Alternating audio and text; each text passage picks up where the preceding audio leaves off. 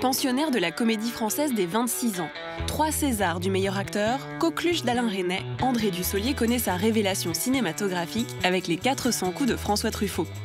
J'avais 12 ans, je crois, et mes parents m'ont emmené voir Les 400 coups. Et pour moi, mais c'était incroyable. C'était comme si je rentrais chez la chambre du voisin et que je voyais des choses, mais dont j'avais jamais entendu parler. Et à l'époque, pour moi, c'était considérable. Tout d'un coup, le cinéma et la manière de raconter de François Truffaut et l'intimité que l'on perçait comme ça d'un couple, de la vie d'un couple, et les rapports entre eux. C'était une forêt de tabous, quoi, qui a été démolie arbre après arbre, séquence et mot après mot dans ce film-là.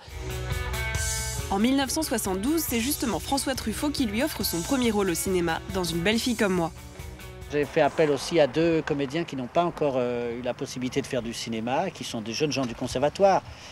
André Dussolier, qui a un rôle très important dans le film, qui est presque d'une certaine façon le rôle principal. On est toujours marqué par les rôles qu'on joue, et surtout le premier rôle. Et le premier rôle qu'il m'avait donné, je voyais bien par l'écriture que c'était un personnage, un étudiant, introverti, timide, et donc j'avais des lunettes, des gants jaunes, et quelle ne fut pas la surprise après ce film, quand j'allais voir des metteurs en scène, quand je voyais qu'ils ne me reconnaissaient pas tout de suite, quoi. Quand j'arrivais, ils pensaient que dans la vie, j'avais des lunettes et des gants jaunes.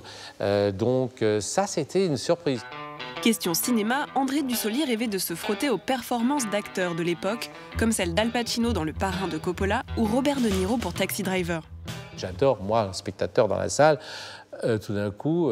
dans un film, je ne me souviens plus du titre, mais ne pas avoir reconnu Sean Penn, que j'étais pourtant venu voir, et que tout d'un coup je reconnais au milieu du film en me disant « c'est lui ». Moi j'adore qu'on me propose des choses tout à fait opposées, comme Staline il n'y a pas tellement longtemps, où il fallait que je passe 3 heures au maquillage. Et c'est pas tellement une question de maquillage, c'est seulement une manière d'investir un personnage, de le construire. J'avais pas beaucoup d'éléments pour m'inspirer de Staline et de la manière d'être de Staline.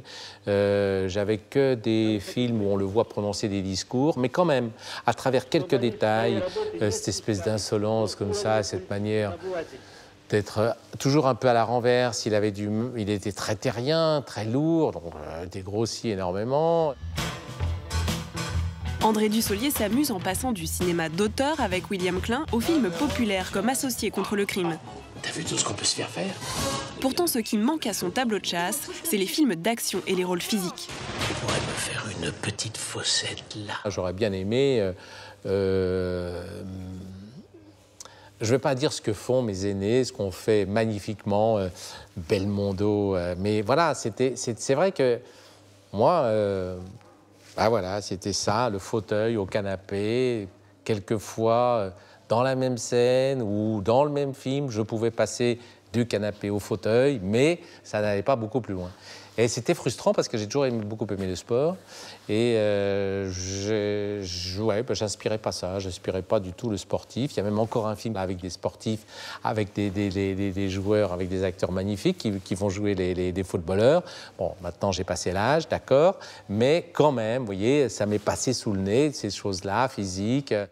À défaut d'un footballeur, André Dussolier vient de tourner Les Reines du Ring, où il interprète un entraîneur de catch.